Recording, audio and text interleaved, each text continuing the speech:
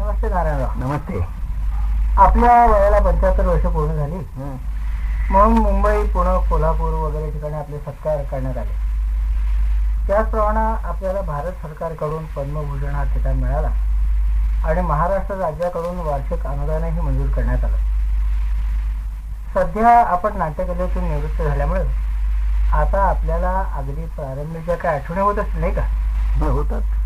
का नाना, आपण आपल्या वयाच्या कितव्या वर्षी किर्लोस्कर कंपनीत दाखल झाला? 18 वर्षी. बर, 18 वर्षी. हा. तर नाटक कंपनीत जावं असं आपल्याला कारण काय झालं की माझ्या वडिलांची परिस्थिती तशी नव्हती. बर. चित्रकलेचा नाद असेल हो. तर ते मालेगावला असताना म्हणजे कॅम्प मध्ये असताना हो. तर मारुतीच्या देवळावरती ते चित्र काढत असताना पाय घसरला आणि त्यांच्या पायाला दुखापत झाली आणि त्यांची सर्व्हिस पेन्शनची नव्हती. कारण डॉक्टर पण म्हणजे त्याची काही डिग्री तशा तर ते पास नव्हते झाले, पण सर्व्हिससाठी घेतलं त्याला आणि काम फार चांगलं केलं त्याचं. एक्झिक्युटिव्ह इंजिनियर बदलला आणि दुसरा एक्झिक्युटिव्ह इंजिनियर आला तर त्यांनी सांगायचं दुसरं की अरे ड्राफ्टसनला समाज बरं का काम चांगलं करतात. तर त्यामुळे पुढे जेव्हा पायाला दुखापत झाली तेव्हा बरेच आजारी पडले. आणखी माझ्या आईचं बाळपण एकदा कठीण झालं होतं. 1000-2000 रुपये कर्ज झालं होतं. आणखी वडील तर नोकरीवरती नाहीत, आजारीपणामुळं नाही. मग मी आईला सांगितलं की आता मी नाटकात गेल्याशिवाय काही गत्यंतर नाही. मग ते कोणालाही पटलं होते, परंतु माझ्या वडिलांच्या मनातून नाटकात मी जावं असं नव्हतं. कारण असं माझे 3 मामा, माझ्या सख्खे मामा 3, तर दोन्ही मामा नाटकामध्येच होते. नाट्यकलेमध्ये वासुदेव मामा होता, आणखीन या वामन मामा वाशिमकर कंपनीमध्ये होता, 1-2-3 कंपनीमध्ये होते ते. पण त्यांच्यापेक्षा काही पैसे काही नाही तर ते हे नाटकात जाऊन करायचं काय, त्याचा काही उपयोग नाही, काही नाही. तेव्हा त्यामुळे वडिलांच्या मनात होतं की ह्याने नाटकात जाऊ नये. आणि कंपनीमध्ये मी गेलो, म्हणजे त्याच्या आधी हकीकत तशी आहे, कंपनीमध्ये म्हणजे जायचं त्याच्या आधी पंडित महाराजांच्या कडे मी राहत असते कोल्हापूरला. पंडित महाराजांनी शाहू महाराजांना बोलवलं, आणखी मला गायला लावलं आणि आता ते गायलो. ते महाराजांचं किर्लोस्कर कंपनी होती, भयंकर पण शाहूनगरवासी होती, केशवाच्या ह्याच्यावरती सुद्धा 2-3 कंपनी होती, प्रेम अतिशय. तेव्हा किर्लोस्कर कंपनीवरती प्रेम असल्या कारणानं की त्यावेळी किर्लोस्कर कंपनीची परिस्थिती बरी नव्हती. म्हणजे आमचे मालक तरी होते, परंतु हिरोईनच्या कामाला कोणी नव्हतं.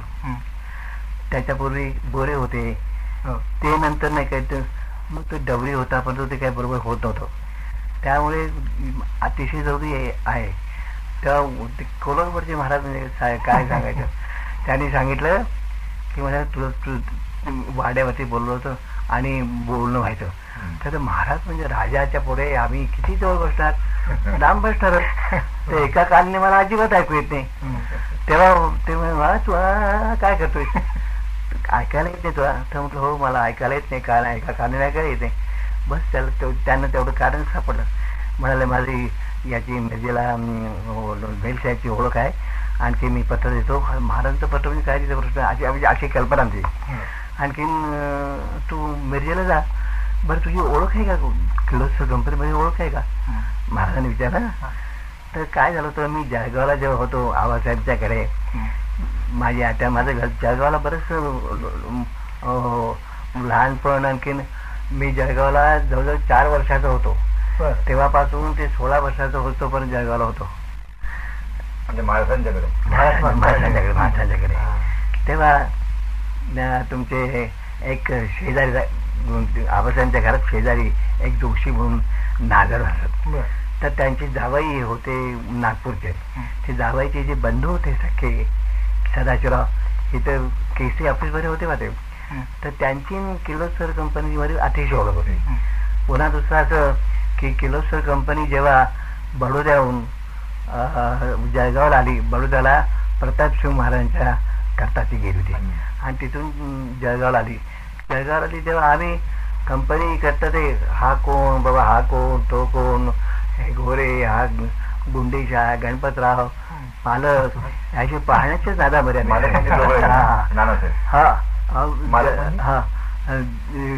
इंग्लिश शाळेमध्ये होतो.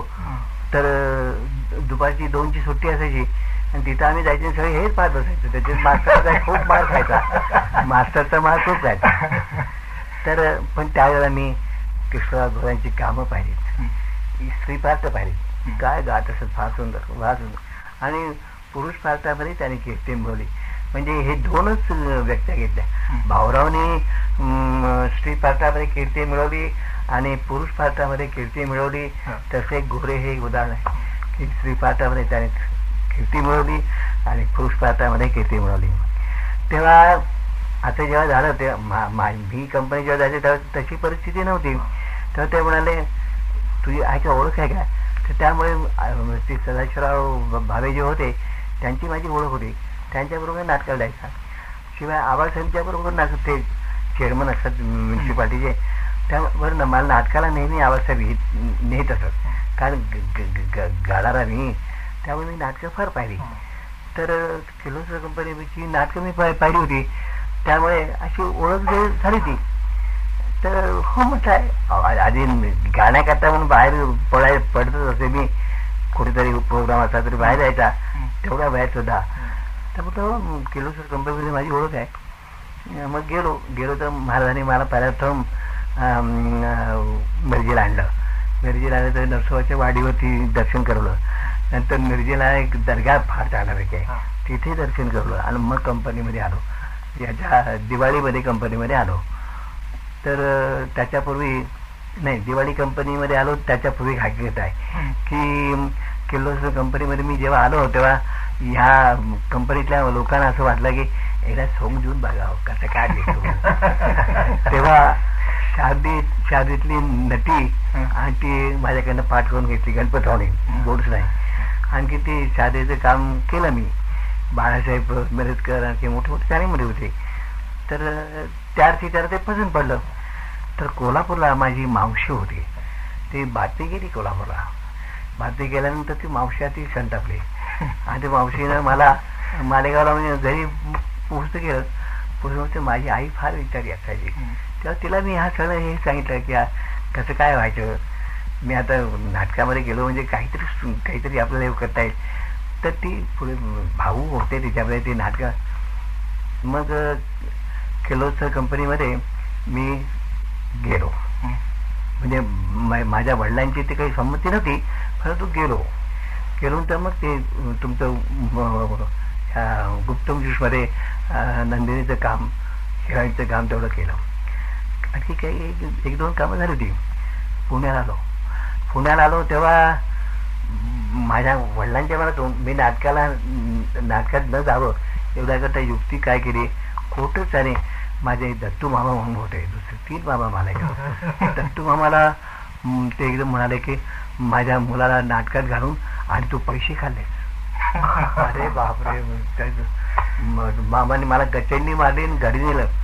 दुसऱ्या दिवशी नाटक गुप्तम ज्यूस, काम माझं सगळं लोकांना कळवलं, सगळं झालं. त्यावेळेला आमचे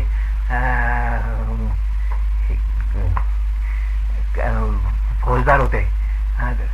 अरे बापरा, काय नाव आठवत नाही. कोगजे होते, कोगजे होते, किशोरराव कोगजे होते.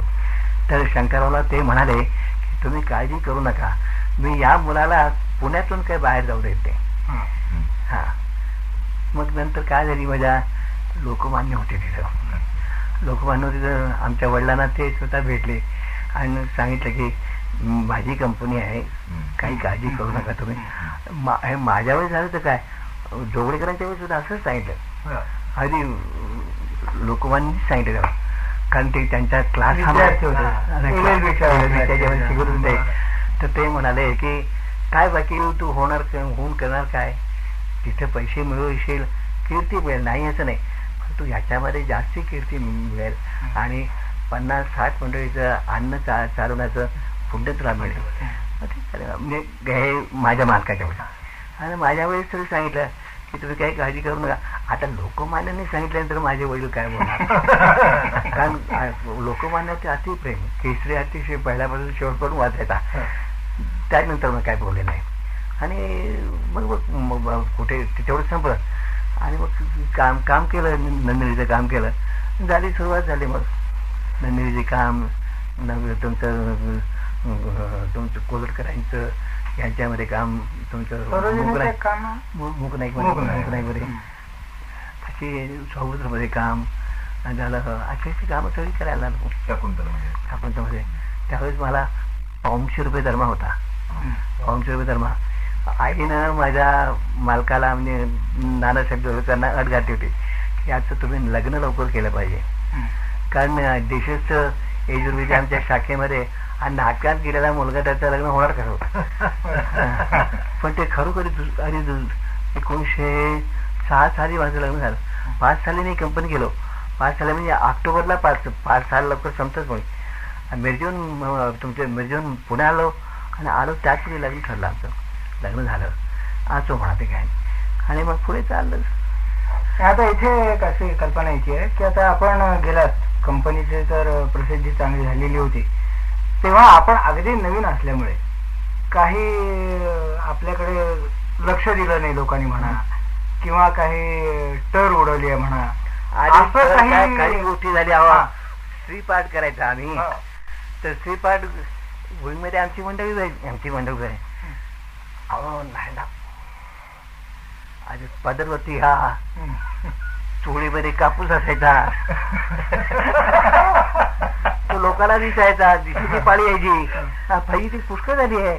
एकदा तुमचे आरंभाला काही केस नव्हते, ती पट्टी घातली, ती पट्टी एकदा दिसून पडली आणि लोकांना तो पण म्हणजे थोडेसे केस होते, मधला भाग काढला होता, पण तो खाली गट्टू फुलं होती, त्याची चमकत होती, त्यामुळे फईची पाळी मिळाली.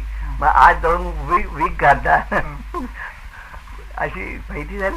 पुष्कळ माहिती नाही. बाकीचे जे वडील मंडळी होते कंपनीमध्ये, तर त्याने हा एक नवीन मुलगा आलेला आहे, याला काय किंमत द्यायची फारशी, तर असा काही भाग त्यावेळेला. मी जेव्हा कंपनीमध्ये गेलो तेव्हा इतका आवाज माझा बरोबर नव्हता, तर गाणं झालं माझं. आणि देवर मास्तर म्हणजे गोविंदराव शाह जरा तुमचे शापसंभ जे केलेले त्यांना आम्हाला शिकवत असं म्हणून देवर मास्तर आम्ही म्हणायचे. तर देवर मास्तरांनी आपलं तोंड वेडवाकडे केले. हा काय म्हणजे नाव जरी मिळवलं तर की कसं काय आवाज बरा नव्हता, परंतु माझ्या मालकाला बरोबर माहिती, गावी या नात्यानं ते शिकलेले होते, तेव्हा आवाज बरोबर केव्हा होतो काय होतो तेव्हा. तर माझ्या मालकामुळं कंपनीत माझं राहणं झालं, नाहीतर देवर मास्तरांनी विरुद्ध त्यावेळी मी कदाचित उच्चाटनही मध्ये झालं असतं, पण तो मालकाच्यामुळे माझं राहणं झालं. आणखी त्यानंतर ते सगळं झालं. त्यावेळेस जे शिकवणारे असत देवल म्हणा किंवा देवलाने शिकवायला मला सुरुवात केली थोडी. देवलाचं शिकवणं म्हणजे चांगलंच, त्यात काय वाद काय, मी तर काहीच नाही. कृष्णराव गोरे पूर्वीची सगळी मंडळी, देवल मास्तरांची सगळी भाऊराव सगळी मंडळी देवला शिक, पण तो मला आपली थोडीशी शिक्षण मिळालं. कारण पुढे काय भानगड शंकरराव मुजुमदारांची त्यांची काही झाली, आणखीन ते काही सोडून कंपनी सोडून गेले एक देव. तर मला नंतर मग गणपतराव भोसलेंच्याकडे मी शिकलो आपण त्याच्यात, आणि खरं शिक्षण मिळालं काकासाहेब खाडीलकरांच्या. फार चांगलं शिक्षण मिळवलं मला. कसं शिकवत असत मला, कसं शिकवत असत मला मध्ये काय तालीम घ्यायची, सगळ्यांची तालीम घ्यायची, उत्तम त्यांना शिकवायचे पाहिजे, अतिउत्तम. गणपतराव बोडस कॉमिकची हे असायचे, आणि खरोखर त्यांचा तो हक्क कॉमिक, तर ते जे काही करत होते ते बरोबर करत करीत होतं, ते आवडतही होतं.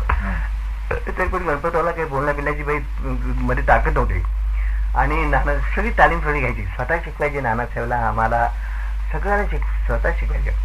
3 वाजता बरोबर तालमीला सुरुवात व्हायची. खाडीलकर ते 6 वाजता बंद व्हायचे, आणि त्याच्यानंतर जेवण झाली रात्रीची, म्हणजे जवळजवळ 10 वाजता सुरुवात व्हायची पुन्हा. ती कशी की एखादा जर मनुष्य कच्चा असता, कचला म्हणजे कसं की एखादा चांगलं बोलतो आणि इतकं दुसऱ्याला जुळत नाही, तर ते दुपारच्या तालमीच्या वेळेस जो चांगला सुपिरियर असतो त्याला जास्ती ताण पडून खेळायचं नाही. आणि हे जे ज्यांना त्यांच्या दृष्टीनं काकासांच्या दृष्टीनं ज्यांना ते काही कळत नाही त्यांना ते रात्री घेऊन बसायचे. रात्री घेऊन बसताना सांगायचे की सगळ्या मंडळींनी बसायला पाहिजे असं माझं म्हणणं नाही. परंतु ते सगळे शिकवायला आले ह्या भूमिकेचा त्या भूमिकेचा संबंध काय, नाटकामध्ये भूमिका काय, नाटक कशावरती आहे, कुठे जोर आहे नाटकाचा, हे सगळं ऐकतायचं आमची सगळ्यांचे इंटरेस्ट सगळं लागायला आलं. सगळी मंडळी बसायला आली. मग ते रात्री 12 वाजेपर्यंत 12 वाजता बंद झालं. शब्द घोटून घ्यायचे का ते? शब्द घोटून घ्यायचे. मला त्याने आणखी स्पेशली शिकवलं. म्हणजे मुंबईला असताना आणि समुद्रावरती जायचं आणि जिथं कोणी माणसं विसर नसतील अशी फारशी रडा नसेल तिथं काकासाने मला शिकवायचं. स्वयंवर म्हटलं सगळं ऍक्टिंग बिक्टिंग सगळं त्याने शिकवलं मला. पुरुषांना कल्पना येत नाही काही नाही, कारण त्यांचं काय थोडेसे देवीचे वंट होते चेहऱ्यावरती होते आणि शिकवताना चांगलं शिकवायचे सगळं, पण तो चेहरा एखाद्या कोणाला नाही आवडायचा. ते म्हणायचे की मी तालीम घ्यायचा, परंतु म्हणाले व्यक्ती तिच्या प्रगती या दिशेनं कोणी काही हसलं तर माझ्या मूड जायचा आणि मग ते काही नको तुला मी एवढ्याकरता मला स्वतंत्र त्याने शिकवलं. आणि काय अतिशय काकासाहेब स्वतः विसरायचे ना आम्ही सुद्धा स्वतः विसरायचे असं आम्हाला सांगायचं. काकासाहेबांनी कोणत्या कोणत्या भूमिका शिकवून घेतल्या तुमच्याकडनं? म्हणजे आता ही मानापांमध्ये जरा विद्यारणामध्ये जरा त्याच्यानंतर स्वयंवरमधली स्वयंवर म्हटल्यानंतर मग मेनकेमध्ये सुद्धा तुमचं सावित्रीमध्ये सुद्धा आणि इतर नाटकं असली तरी सुद्धा काकासाहेबांनी शिकवायचं. कोल्हटकरांचं नाटक एक स्पेशली शिकवलं की त्याने काकासाहेबांनी, तर ते गुण होताच काकासाहेबांच्या मध्ये, त्यात काही वाद नाही. आणि शिकवताना आमचे गुरुजी पुन्हा बसायचे, भास्करबा बसायचे, कारण त्या तालमीमध्ये सुद्धा जे काही गाणं व्हायचं तो हा कसा काय म्हणतो त्याने ऐकायचं. पुन्हा गुरुजींचा क्लास बरं का, गुरुजींचा क्लास सकाळी असायचा. 10 वाजता सगळ्यांनी शौच मार्जन आंघोळ बिंघोळ सगळी करून काय थोडंसं खायचं असेल ते खाऊन 10 वाजता सुरुवात व्हायची. तबली बिबली सुद्धा 10 म्हणजे ते त्याच्यात वेळ घालवायचा नाही, वेळच व्हायला पाहिजे. आणि मग त्या प्रत्येकाची पद त्याने घ्यायची, फार चांगली शिकवायचे. म्हणजे ते आयुष्य आमचं काही आवरूच जायचं. तुम्हाला काय सांगू की जसं एखाद्या विद्यार्थीचं आयुष्य कॉलेजमध्ये जायचं तसं आमचं आयुष्य जात असे. आणि काकासाहेबांची नाटकं म्हणजे 4-6 महिने इतके लागायचे. काकासाहेबांच्या नाटकाच्या मजा अशी, आमची नाटकं आठवड्यातनं 3 व्हायची, परंतु आमचा मुक्काम ज्या गावाला असायचा त्याच गावाला एखाद्या वेळेस महाराष्ट्र नाटक मंडळीचा असायचा. आणि महाराष्ट्र नाटक मंडळी ते आडवार सुद्धा एखादी 1-2 नाटकं लागायची. मग माझ्या मालकाने पाहिली होती ते त्यांना आवडली होती आणि स्वतः काकासाहेबांच्याकडे जाऊन मला तुमचं नाटक पाहिजे असं सांगितलं. अतिशय काकाचा आनंद झाला. आणि मग ते मानापान नाटक काय शिकवलं आहे तुम्हाला सांगू. रात्रीचं जेवण झालं म्हणजे गाडी जी टाकलेली असायची त्याच्यावरती मालकाने मोठमोठ्या नक्कल म्हणायची, इथं सगळी काय नानासाहेब तुमचा आम्हाला क्लास बघ रे बस रे, माझं तर बरोबर व्हायला पाहिजे, नक्कल चुकता कामा नाही काय नाही, तुम्हाला काय होतंय म्हणून इतकं मनापासून काम केलं. नानासाहेबांना मनापासून जर शिकवलं असेल तर काकासाहेब, कारण बाकीच्याने म्हणजे अहो भाऊरावच्या नंतर कंपनीमध्ये यायचं म्हणजे अतिशय अवघड पोझिशन होते.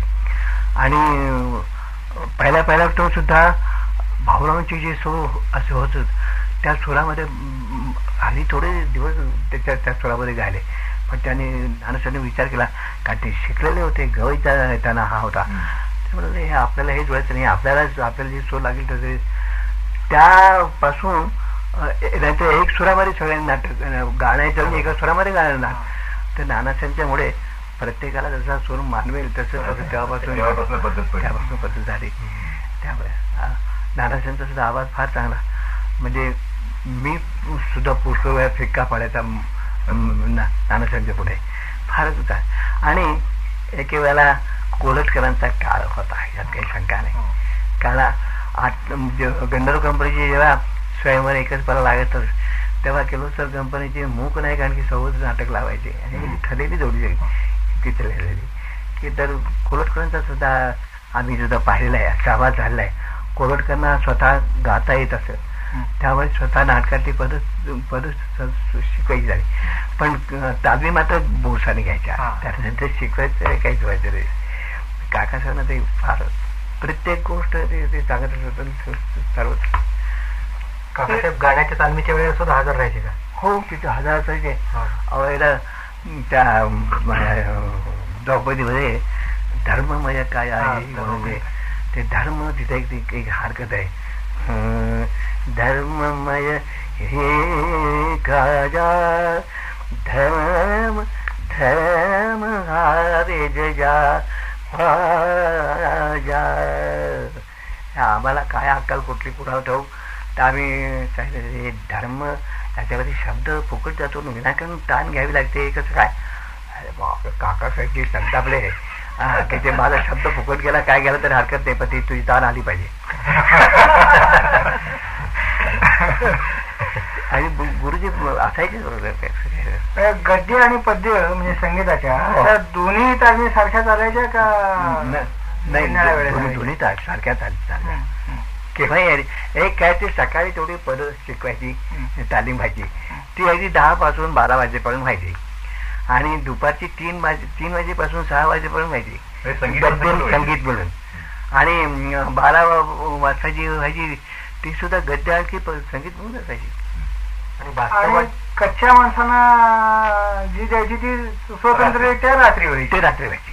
म्हणजे सगळ्या माणसांची कामं उत्तम व्हायला पाहिजेत आणि संगीतही बरोबर शंकर नाही. मातृभाषा आपल्याला शिकवायचे तर ते आधी चीज शिकून मग पद शिकवायचे का? आधी चीज सुद्धा शिकवायचे आणि पद शिकवायचे. आता माझ्या लक्षात चीजा नाही त्या, पण चीज प्यायला तो कारण काय की आता हे नाथ हा माझा पद आहे तर हरवा मोरा ते मुद्दाम शिकवायचे.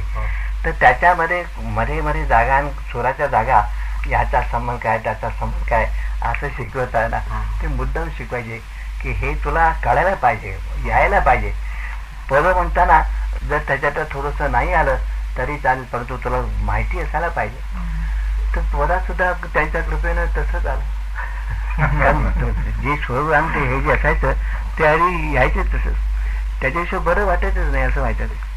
आता हे आपण वर्णन करून सांगितलं नारायणराव जोगळेकरांचे सांगितलं वगैरे. आणि टिळक स्वराज्य फंडाकरता आपलं केशवरावांचं संगीत मानापन नाटक झालं. तर त्या प्रयोगाच्या संबंधाने काही माहिती सांगा थोडी. माहिती असं होतं की आम्हाला कर्ज झालं होतं, गंधर्व कंपनीला कर्ज झालं होतं. तेव्हा माझ्या मनानं असं घेतलं की केशवराव आणि आम्ही मिळून जर काम केलं तर पैसाही मिळेल आणखी त्यामुळे या कर्जाला जास्त दुजरा मिळून नाही सोड कर्ज फिटेल. नाही पण ते पैसे द्यायचे ते फंडाला द्यायचे होते ना? नाही, ते पण पुढे आम्ही करणार होतो नाटक. परंतु केशवरावच्याकडे पहिला टम कोणी द्यायचं आणि गणपत पोळोसन सगळे ते पटलं नाही कोणाला काही नाही. आणि केशवरावांना आम्ही मिळून खेळ करायचा ते आमचे गुरुजी विरुद्ध भास्करबा आणि काकासाहेब विरुद्ध. आपण माझ्या मनामध्ये एकच की कर्ज फेडण्याकरता म्हणून ही गोष्ट झाली तरी काही हरकत नाही. आणि मग मी स्वतःवर गेलो आणि केशवरावांची नाटकं मी पूर्वी पाहिली होती. केशवराव गाण्यामध्ये खंडा म्हणू शकतात का नाही, आणि जसं लाथ मारीन तिथे पाणी काढीन अशापैकी म्हणू शकतो. परंतु आता हे नंतर बोलायचं पण त्याची वर्थ तितकीच होती काही, परंतु ऍक्टिंगचं त्यांच्याकडे इतकं हे नव्हतं. शब्द किंवा रसानं पद म्हणायचं इतकं काही नव्हतं ते, परंतु जे होतं ते चांगलं होतं. आवाजाच्या बद्दल फार आवाज चांगला होता, अगदी करडा आवाज होता आणि लोकांना आवडायचा असा आवाज. आवाज चांगला होता, आवाज बुलंद. आणि ह्या तुमचं मानापामध्ये धैर्य धरायच्या पदाला जास्ती स्कोप होता आणि भागीदार इतका नव्हता. तर आम्ही मानापा नाटक केलं नंतर समुद्र केलं. समुद्र काही फंडाकरता झालं तर 900 रुपये मिळाले, 450 रुपये त्यांनी येते, 450 रुपये आम्हाला मिळाले. आणि हे जेव्हा होतं तेव्हा असे नाटकं करायची इच्छा होती, पण दुर्दैव आमचं त्याला काय करायचं, केशवच वाढले म्हणून ते लोकमान्य वाढल्यानंतर आपला त्याविषयी खेळ वगैरे बंद ठेवला होता वगैरे, खेळ बंद केला होता. ते काय त्यांनी लोकमान्य आपल्याला बालगंधर्वची पदवी दिली. तो कोणता समारंभ किंवा का त्या दिवशी काय घडलं ते आठवत आहे का? हो, ते म्हणजे बघा, मी 8-10 वर्षाचा असेल, 8-10 वर्षाचा असेल. महबूब खानी माझी गुरुजीनी 1 तासभर 1.5 तासभर मी गाऊ शकेन अशा तऱ्हेचं मला शिकेल होतं. आणि माझी गाणी होत होती, कुठे जरीचं उपरणं, कुठे जरीची टोपी, कुठे काही आणखी तेव्हा यशवंतराव दादा म्हणून, यशवंतराव तुमचे केशरी ऑफिसर होते, त्यांचा संबंध असा आला की बाबा महाराज जे होते तर त्यांच्याकडे हे कारभारी होते. आणि ही जेव्हा केस सुरू झाली ताई महाराजांची जी केस सुरू झाली, तेव्हा त्यामुळे यशवंत दादा ताई महाराजांच्या संबंध सोडून आणखी लोकमान्यांच्या जवळ आले. लोकमान्याच्या जवळ ते तेव्हापासून ते शेवटपर्यंत सुद्धा यशवंतराव होते तोपर्यंत त्यांची शेवटपर्यंत नोकरी होती असं म्हणा. तर यशवंतरावना केसरी ऑफिस मधल्या लोकांनी विचारलं की तो असा असा मुलगा गातो आणि म्हणून ते तुमचा नातेवाईक आहे, तर आम्हाला गाणं ऐकायला मिळेल का? तर ते म्हणजे काय न मिळालं, काय झालं? तर त्यावेळेला तुमचं प्ले होता, तेव्हा लोकमान्य बाहेर राहत होते, म्हणजे डेक्कन कॉलेजच्या बाजूला तिकडे राहत होते. आणि केसरी करताना त्यांना ज्या माणसांची जरूर लागत होती ती माणसं म्हणजे अतिशय लांबशी एक कॉलनीच झाली होती तिथं. आणि तिथं लोकमान्य मला आठवते, टांग्यातून मी गेलो, ते स्मशानाजवळ वरनं गेलो, त्याचं थोडंसं मनात आलंच जरा. आणखी थंडीचे दिवस होते, तर त्या अगदी घाबरलो होतो. तर थंडीचे शेगड्या बाजूला ठेवल्या, मग मी गायलो किती फार नाही, 1 तासभर गायलो. लोकमान्य असे फिरत होते, मला अगदी आठवत आहे, ते बसलेच होते, फिरत होते असे. मध्ये बसल्या नाटक संपल्यानंतर विचारलं त्याने, तर लोकमान्याला काय झालं होतं की बाबा महाराजांची अतिशय त्यांची फ्रेंडशिप, फार फ्रेंडशिप. तर माझे आजोबा, आईचे वडील आप्पा शास्त्री म्हणून, तर ते संस्कृतमध्ये अतिशय अधिकारी होते. तर ह्या बाबा महाराजांची जी तुमची आरती व्हायची गुरुवारी, तर त्या आरतीच्या वेळेला पेढे वाटायचे. आणि लोकमान्यांनी काय करायचं की बाबा महाराजांच्या ज्या पदरी काही आमच्याच शाखेचे बाबा महाराज, तर शाखेची मंडळी संस्कृत शिकण्याकरता माझ्या आजोबाकडे यायचे. ते बळूतरांनी तुमची सहज आपली परीक्षा घ्यायची. परीक्षा झाली पेढी जरा जास्ती पाहिजे, ते नाही, परंतु एवढंच करता की माझे आजोबा लोकमान्याच्या पूर्ण लक्षामध्ये, माझे आजोबा बाबा महाराजांच्याकडे पुराण सांगायला असत. आणखी दुसरं असं की ताई महाराज ही म्हणजे गायची, त्यांची आपली देवादिकाची पदं म्हणायची, ती गायची. तेव्हा आई माझी गायची. आणि ते बळवंतरावजींना ऐकायला मिळालं, त्यामुळे मी आप्पा शास्त्रींचा नातू आणि कृष्णाबाईचा मुलगा हे लक्षात होतं. आणि मी जळगावला असायचा, जळगावला शाळेत शिकायचा, गाणं तिथेच शिकत. त्या आवाजसाहेब माळस काँग्रेसचे मुख्य होते, ते तेवढ्या बाजूचे मुख्य होते. तर ती लोकमान्यांची त्यांची पण माहिती. आणि लोकमान्यांनी सांगितलं की हेच पुढे चालू ठेव, शाळा बिळा हे चालू ठेव, असं काही नाही, हेच पुढे चालू ठेव, बस हे गाणं एवढंच ठेवलं. आणि काही मला वाटतं 7-8 दिवसांनी वर्तमानपत्रावर छापल्यानंतर ही माझी नातेवाईक मंडळी, मित्रमंडळी म्हणायला लागली बालगंधर्व. तेव्हा मी म्हटलं की मला काय आठवायचं, अरे म्हणाले तुला बळवंतरावने नाव दिलंय. आणि तेव्हापासून मग सुरू झालं बालगंधर्व, त्यापासून सुरू झालं. आपले आप्पासाहेब भोंडे आपली एक परवानगी मागण्याची एक नक्कल करत असतात, शंकरराव मुजुमदार असं करत असत. तर इतकं कडक होतं का कंपनीचे नियम त्यावेळेला, बाहेर गाड्या जायला परवानगी नाही असं काही? हो, कडक होते. म्हणजे काय की त्याच्यातलं मुख्य मत की कंपनीतल्या कलाकारांची जी कामं ऐकायला मिळायची ती स्टेजवरतीच मिळायची पाहिजे, ठिकाणी मिळता कामा नाही. त्यामुळे गाण्याला त्यामुळे देत असतात बाहेर गावाला. परत व्हायची नानासाहेब गोरेकर कॉलेजमधलं कॉलेजमध्ये जास्ती व्हायची विद्यार्थी. आणि ती नक्कल म्हणजे त्यावेळेस मी कंपनीत नुकताच गेलो होतो, तेव्हा थोडंसं बायकी बोलणं माझं येत आणि ते नक्कल करत होतं. मी मुद्दाम बोलण्याला नक्कल मी सांगायची जिथे जिथे योग्य करायची त्याने. आता याच्यात की आपण पुरुष पात्र एकदा केलेलं आहे, अर्जुनाचं कामाला तर केलेलं आहे.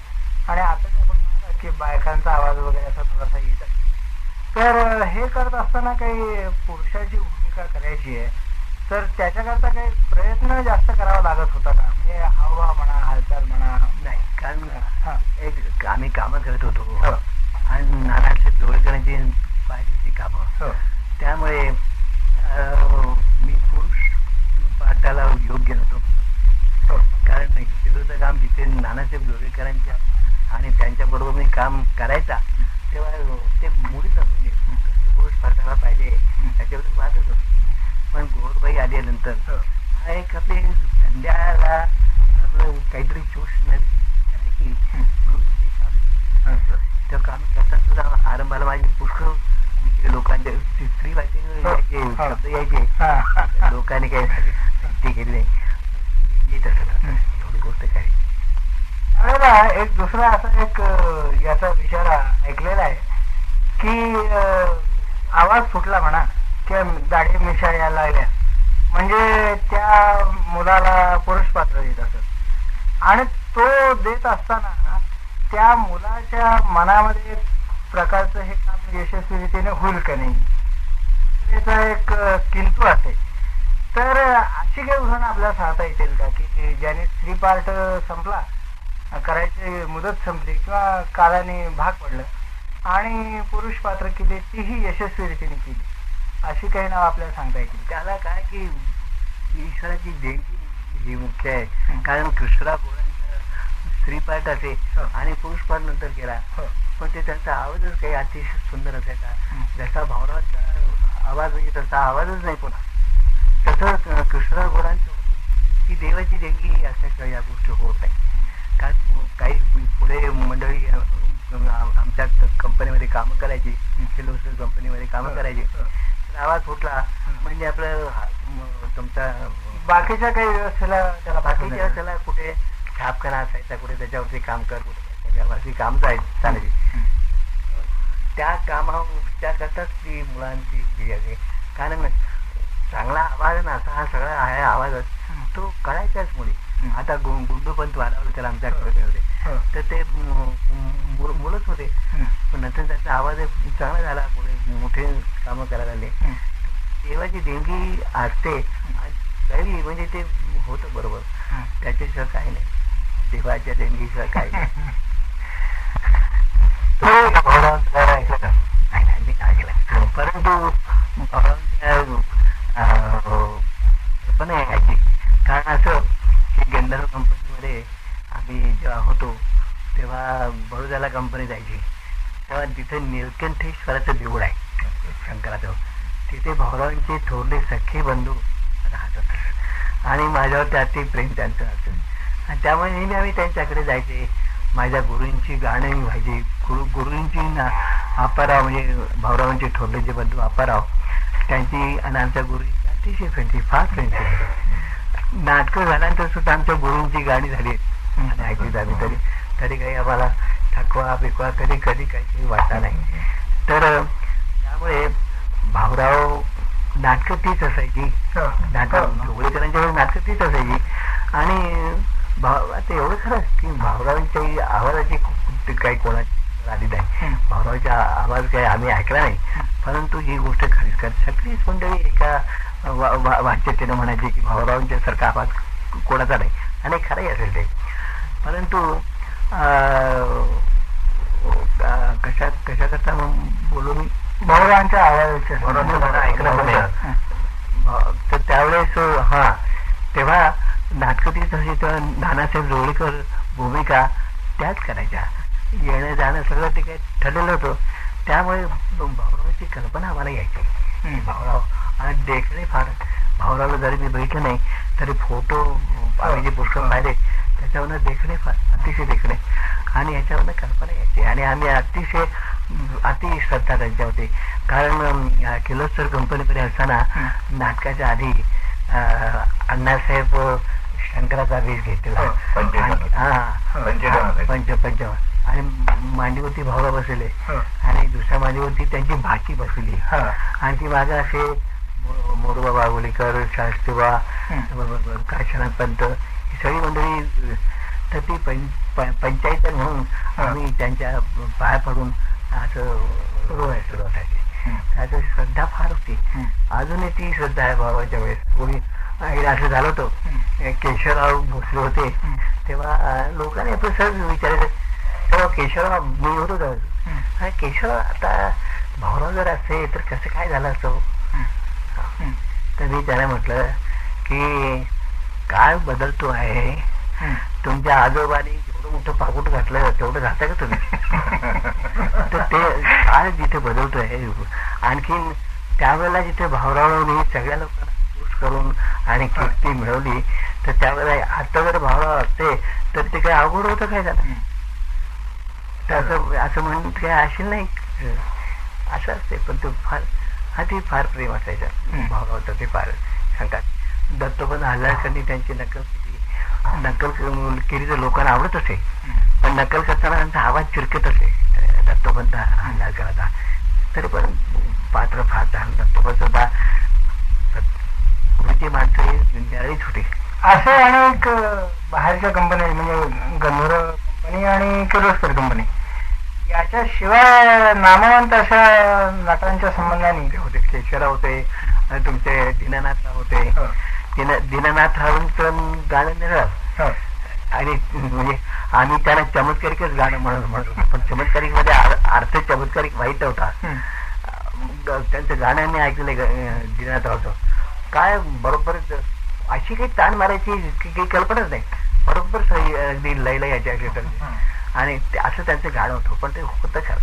दीनानाथराव सुद्धा गाणं ते त्यांच्याकरताच होतं.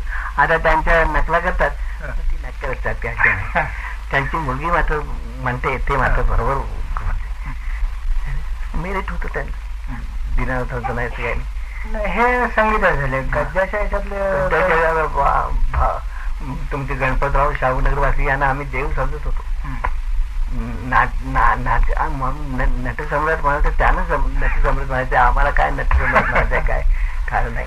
गणपतरावची आम्ही कामं पाहिली, पुष्कळ कामं पाहिली, फारच चांगली. तसा मनुष्य नाही व्हायचा, आता मुळीच व्हायचा नाही. गणपतराव सारखा मनुष्यच व्हायचा नाही. कारण एक तर देवाची देणगी आणि गुरुची शिक्षण त्यानं त्यावेळेस बाजीराव केळकर प्रोफेसर होते. आता ते त्यांना शिकवलं होतं काय.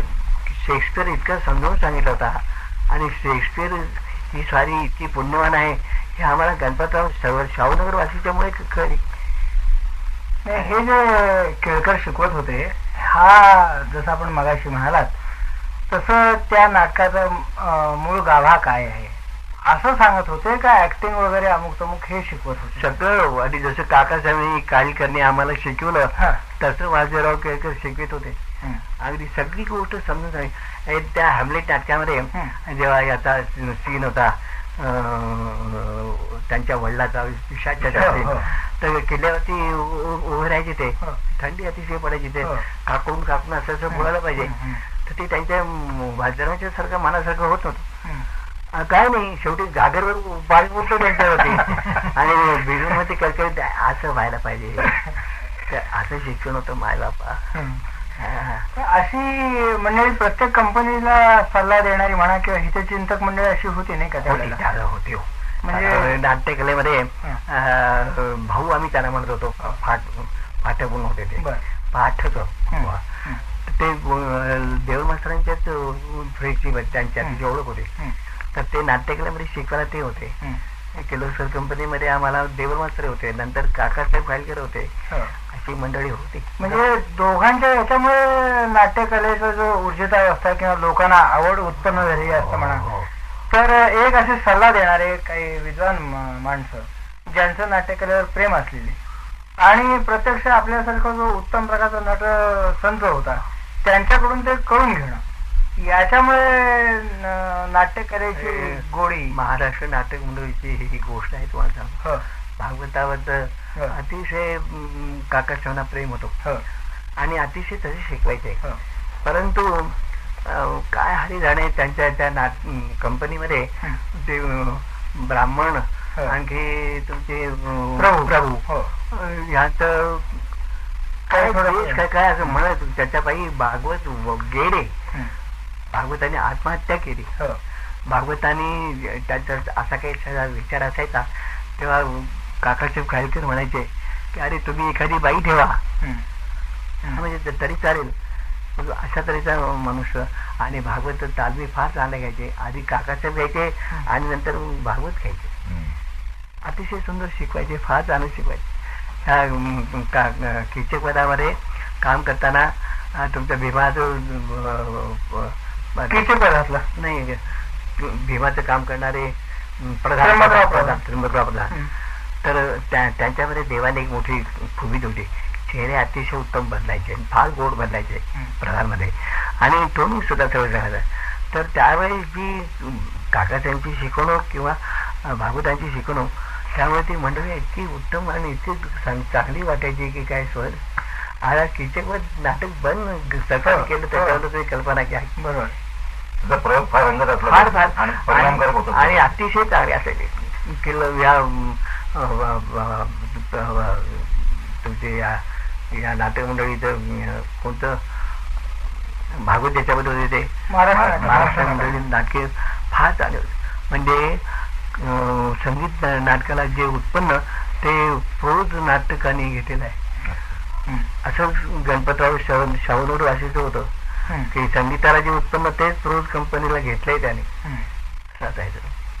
आणि म्हणूनच हे नाटक पाहून आमच्या मालकाने नाटक पाहूनच मला नाटक पाहिजे म्हणून जे म्हणतात ते कारण गडकरी शिकवत असत का आपल्याला?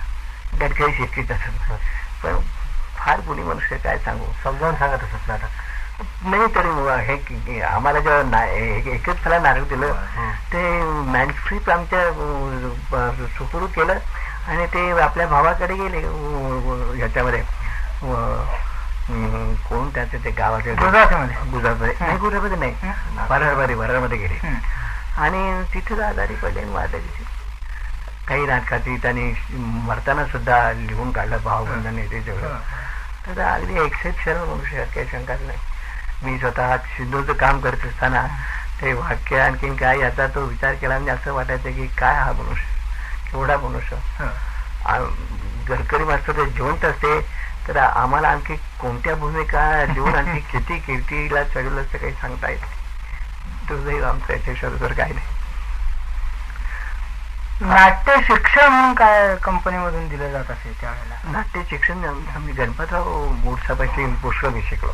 नाही शिक्षणाचा भाग म्हणून जो काही असेल टाळणी होत असं ते बरोबर आहे. पण हे परंतु एक स्वराचे चढ उतार म्हणा किंवा जास्त शुद्ध स्वर होण्याकरता असं शिक्षण होत असेल का कंपनीमध्ये? किर्लोस्कर कंपनीमध्ये तीच प्रथा होती कारण देवल मास्तरांचं शिक्षण असंच असायचं. म्हणजे मग हालचाली आल्या, अभिनय आला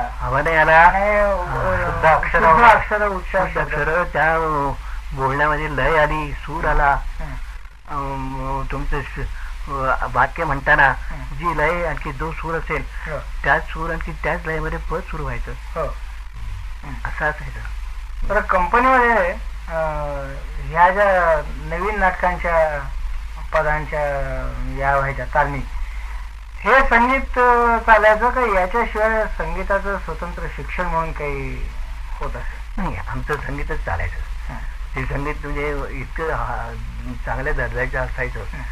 आणि ते हे रागदारी सोडून ते नव्हतं सोडी.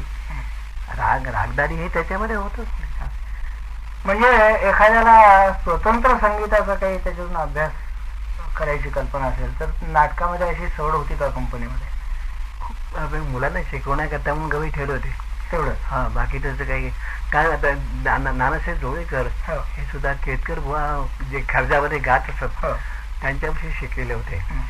जी चांगली मंडळी ती तशी शिकलेलीच होती असायची. आता कृष्णराव गोरेंचं किर्लोस्कर कंपनीचं वळण, बाळकोबा नाटेकरांचं वळण, त्यावेळेला किर्लोस्कर कंपनी नाटकमध्ये आमचे गुरुजी मला शिकवायचे भास्करबा. तेव्हा ते म्हणायचे की शब्द कसे उच्चारायचे, भावनेनं कसे उच्चारायचे, वाक्य कशी म्हणायची, हे म्हणाले आम्हाला बाळकडू मिळाले. ते बाळकोबा नाटेकरला सुद्धा आपले गुरुजी म्हणत समजत असत. आणि बाळकोबा नाटेक फार अधिकारी मनुष्य होता. मी कंपनीत जेव्हा गेलो तेव्हा बाळकोबा नाटेकरने मी ज्या ज्या वेळेस जायचं त्याच्यावर मला पद म्हणून दाखवायचे. आणि काय अतिशय सुंदर म्हणायचे, काय सांगू कल्पना नाही. तो आता तसं संगीत सुद्धा पाहायला मिळायचं नाही. काय नाही, ते कणवाचं काम करायचे. त्या काही काही नाटकातून ताण घ्यायची नाही अजिबात. आणि त्या रसाला आणखीन ह्याच्यामध्ये म्हणायचं काय सांगा. हे आता आम्ही कल्पना आम्ही चांगलं ऐकलंय त्याच्यावर आम्ही नशीब समजतो. एवढंच, नवीन माणसाला काही सांगण्यात हास्यलय देईन काहीच नव्हे. नाही, अलादीन खान साहेब जर गाणं ऐकायचं असेल तर आपलं गाणं ऐकत असत. असं अनेक. त्याचं कारण असं होतं की माझे गुरुजी त्यांच्याविषयी शिकले होते. तेव्हा मी त्यांच्या नाट्यापैकीच होतो. म्हणजे प्रेम नुसतं परंपरेचं इथे नाही येणार, स्वतःचं काहीतरी त्याच्यामध्ये आपलं वैशिष्ट्य असल्याशिवाय. गाणं परंपरेच झालं ना. गाणं जे काही स्टेजवरती आम्ही म्हणतो ते परंपरेच होतं ना. आणखीन त्या दृष्टीने त्यांना ते आवडत होते आणि माझ्यावरती प्रेम होतं. सुरेल गाणं, परंपरा चांगला, परंपरा माय बापा असायची त्याच्याशिवाय नाही. परंपरा नाही. आपल्याला जेव्हा गाणं हे शिकवत असत पद वगैरे तेव्हा पदाची एक आउटलाईन ज्याला म्हणतो की पद शिकवलं आणि मग पुढच्या ताना अमका तमका हे सुद्धा सगळं शिकवायचे का? हो, माझे गुरुजी सगळे शिकवायचे. अतिशय चांगलं शिकवायचे. आणि माझ्या गुरुजीचा योग असाला की कंपनीमध्ये मी किर्लोस्कर कंपनीमध्ये गेलो. माझे गुरुजी किर्लोस्कर कंपनीमध्ये होते. स्त्री भूमिका केली आहे माझ्या गुरुजींनी. अण्णासाहेब किर्लोस्करांनी रामराज्यामध्ये दशरथाचं काम केलं आणि आमच्या गुरुजींनी कैकेयीचं काम केलं. तेव्हा बाळकोबा नाटेकरांचा त्यांचा सहवास झाला होता. त्यामुळे कसं काय म्हणायचं काय जाय आम्हाला शिकवलं सुद्धा. तुमचं राजा आमचा रक्तपती तबला बाजूला त्याला सुद्धा शोकरसाचं पद असलं तर कसं वाजायचं हे त्यात सांगायचं त्यांनी. शोकरसाच्या पदामध्ये कसं वाजायचं, शृंगारसाच्या पदामध्ये कसं वाजायचं असं लक्ष असते आमच्या गुरुजीचं. फार लक्ष असायचे. आणि नाटकातलं गाणं हे निराळं तुम्हाला सांगतो. एखादा गवई आणखी तो नाटकात सक्सेसफुल होईल असं काही सांगता येत नाही. असं सांगता येत नाही कारण तसं कोणीच झालं नाही. तसं नाटकाचं एक निराळच आहे ते. पण तुम्ही स्वतः काहीतरी एक मनाशी असं टेक्निक बनवलं असेल की नाही? कारण जे तुमचं गाणं आम्ही ऐकतो किंवा जे लोक वाखाणतात ते कुठे ऐकायला मिळत नाही, कुठे ऐकायला मिळणार नाही असं परिस्थिती. गुरुजीची पुण्य त्याने आम्हाला शिकवलं हेच मुख्य केव्हाय. आम्हाला याच्याशिवाय काही सांगताच येत. आम्ही पुष्कळ विचार केला, मेहनतही केली, ही गोष्ट खरी. पण ती त्यांच्या कृपेनंच सगळं हे झालं. गुरुजीच्या कृपेशिवाय काही नाही माझा. अगदी स्वतः जरी करीत असलो तरी ते गुरुजींची त्याला ते आशीर्वाद असायचा आणखी त्याच्यामुळे ते जय मिळायचा. जयशिवाय काही नाही. आम्ही जे नेहमी आपल्याबद्दल ऐकतो किंवा म्हणतो की शब्द लयीमध्ये टाकण्याची पद्धत, शब्द न तोडता त्याचा अर्थ समजून गाण्याची पद्धत, या सगळ्याचा तुम्ही स्वतः विचार केला असेलच की नाही? आमच्या गुरुजीने आम्हाला सांगितलं नंतर मग सगळा विचार नंतर आम्ही केला. आता गुरुजी वाढल्यानंतर सुद्धा पुढे नाटकं बसवलीच की नाही. परंतु बाळकडू आम्हाला ते मिळाल्यानंतर मग ती सगळी बरोबर त्याच वयावरती यायचं आणि तसंच व्हायचं. साचा गुरुजीकडनं आम्हाला मिळाला आहे की शंकाच नाही. आता हे संगीताबद्दल सांगितलं, अभिनयाबद्दल आपण सांगितलं, तर याच्याशिवाय आपली स्वतःची कंपनी असल्यामुळे कंपनीच्या कारभारामध्ये आपल्याला काही लक्ष घालावं लागत असेल ना? या कारभाराकडे लक्ष कोणीच दिलं नाही. भूमिका कशी करायची या पुण्याशिवाय मला दुसरी काही माहिती नाही. ते व्यवहार पैशाच्या व्यवहाराचे काही आपल्याला माहिती नाही. नाटक सजवायचं कसं एवढं माहिती आहे आम्हाला. हा, म्हणजे नेपथ्याची कल्पना म्हणा, कपडे लत्त्याची म्हणा, ही तर आपल्याला करावी लागलीच करायला. नाटक पसंत एखादं नाटक करायचं तर त्यासाठी तुम्ही विचार करत होता का आपलं वाचन करायचं आणि मग ठरवायचं? नाही, काही आम्ही विचार करायचा होता, परंतु त्याला कारण म्हणजे काकासाहेबांची नाटकं असताना दुसऱ्याची नाटकं बसायचं काही कारण नव्हतं. परंतु बाळासाहेब पंडित आमच्याकडे जे मॅनेजर होते तर त्यावेळेस सुद्धा कर्ज झालं होतं. तेव्हा बाळासाहेबची अशी एक कल्पना होती की बुधवार, शनिवार आणखी रविवार ही मुख्य नाटकं व्हायची, आणखी सोमवार आणखी गुरुवार ही अशी नाटकं दुसऱ्या मंडळी करून, आणि त्याच्याकरता तुमचे त्यांचं काय नाव पहा, एकच पहिल्यामध्ये पदकेरी गुर्जर नंदकुमार नाटक बसवलं होतं, ते याच्याच करता बसवलं होतं. आणि आपा टिपणीसांचं नाटक बसवलं होतं, आशा निराशा, ते असेच करता.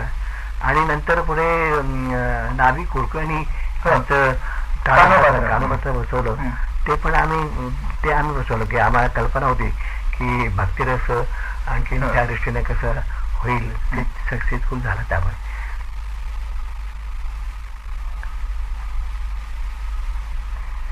आता 1930च्या नंतर बोलपटाचं युग सुरू झालं आणि कंपन्या घसायला लागल्या. नाटक कंपन्यांची परिस्थिती या नाही त्या निमित्ताने म्हणा, आणि पुढे आपला प्रवासी करार झाला.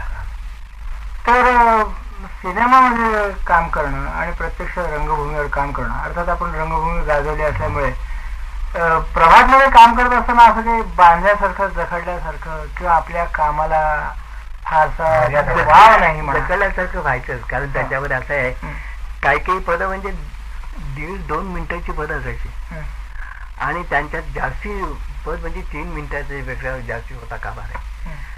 आता त्याच्यानंतर 4-5 मिनिटं झाली असं म्हणतात, म्हणजे माझं त्याच्यामध्ये पद असं झालं, ते आपलं गुरुजीची कृपा म्हणा, काही म्हणा, आपलं ते झालंच बरं.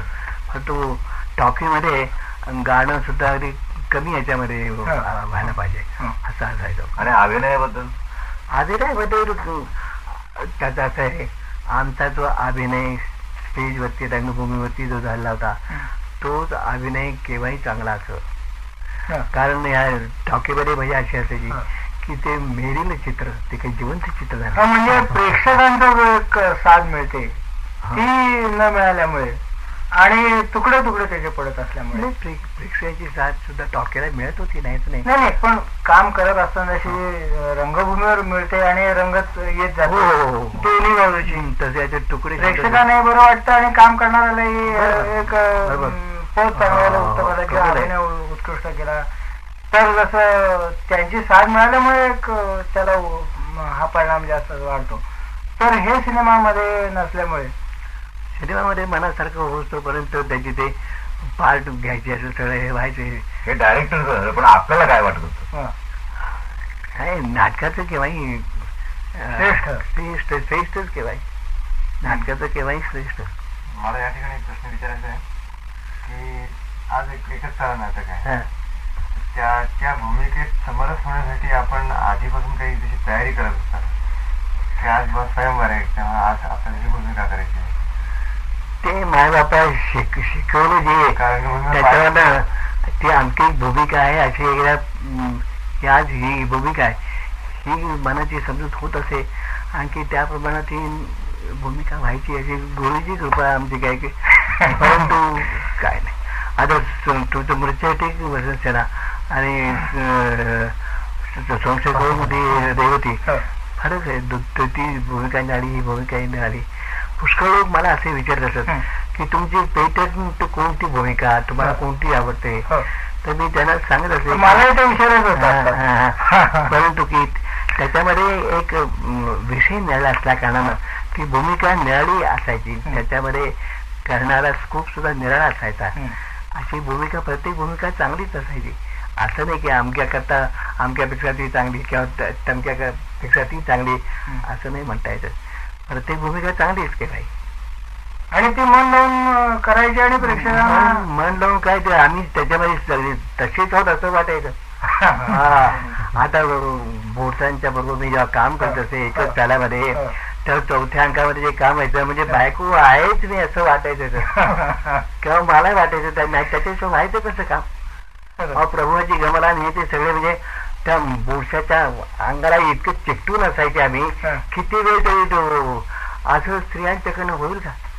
शक्य नाही, शक्य नाही, शक्य नाही.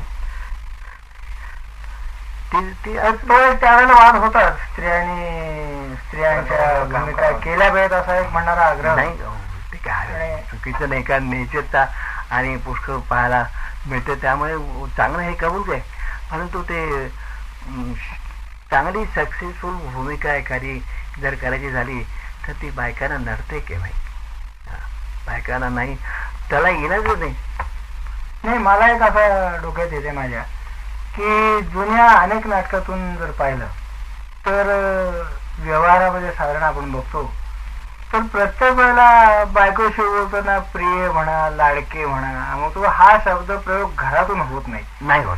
परंतु पुरुष हा स्त्रीची भूमिका करणार असल्यामुळे ती स्त्री हे भासवण्याकरता नाटकांनी अशा प्रकारची रचना केली असं म्हणताय. मग ते म्हणजे त्याच्यामध्ये एक आर्टिफिशियालिटीचा भाग येतो, थोडा कृत्रिमतेचा. ते कारण नेहमीच्या व्यवहारामध्ये इतका पण असं अशा खबर प्रिय असं कधी म्हणत नाही, गोष्ट खरी आहे. पण तो नाटकाचं एक भाषा आणखी ते जसं ठरलेलं असेल नाटकाचा विषय आणखी त्या पुणेनं ते शब्द येत होते. ते काय प्रिय म्हणून काही नाही. हा मी माझं म्हणणं असं की हे जर पुढे आपण पाहिलं तर ज्यावेळेला स्त्रिया व स्त्रियांच्या भूमिका करायला लागल्या तर हे सगळे शब्द निघून गेलेले आहेत ना लिखाणातून, असं कुठे आलेलं नाहीये पुढे. तर असं दाखवण्याकरता काही केलेलं असावं असं म्हणता येईल का? मला वाटत नाही, कारण आता नवीन नाटकातून हे असे शब्द जरी नसतील काही, परंतु ज्या पूर्वीच्या नाटकातून जे काही आलंय ते महत्वाचं आहे. परंतु अशी कृत्रिमता काही त्याच्यामध्ये दिसून येते. घरामध्ये जे आपण दृश्य पाहतो तेच नाटकामध्ये असतं, ते काही निराळ नसतं. परंतु ते विशेष गोडवा आणखी विशेष लोकांना वाटण्यासारखं म्हणून प्रिय म्हणा किंवा असं काही शब्द एखाद्याला येईल त्याच्यावर त्याला आमचं काही म्हणणं नाही. पण अनेक नाटकातून असं दाखवून देता येईल की त्याची सुरुवातच प्रिय शब्दांनी किंवा आशाईने मुद्दाम झालेली, म्हणजे ओढून तळून आणलेली. आम्ही जी चांगली नाटकं पाहिली किंवा जी केली आहे त्याच्यामध्ये पुन्हा पुन्हा उच्चार किंवा तो असं किंवा अर्थ नाही. आपल्या बरोबर जे सहकारी काम करत असत, सखी म्हणा वगैरे, त्या सगळ्या सहकार्यामध्ये त्यातल्या त्यात जास्तीत जास्त काम करायला आवडेल असं कोण होतं असं सांगते? आमचा रानाडे, सदाशिव रानाडे. आणखी नंतर शेवटी बापू माने. साथ द्यायची सुद्धा एक मोठी मजा आहे. ती सगळ्यांना साथ देता येत नाही. म्हणजे स्वतःच त्यावेळेला काही मारायला पाहिजे दुसऱ्याच उठा वाढण्याकरता. नाही तसं नाही काही, काय नाही पा आता नाही मी बोलतो नाथा म्हणताना आणखीन त्या सखेन मध्ये काय म्हणायचं, मग तू काय केलीस असंच का बोललीस तू, हे म्हणजे लोकांना कळायचं नाही.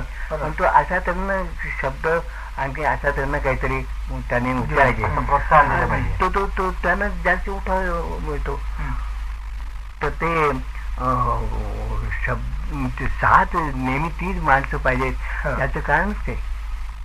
दुसरी साथ आता माझ्याबरोबर किती लोकांनी केली असेल, पण तो सदाशिव राहणारे आणखी बापू माने त्याच्याशिवाय कोणी नाही झालं.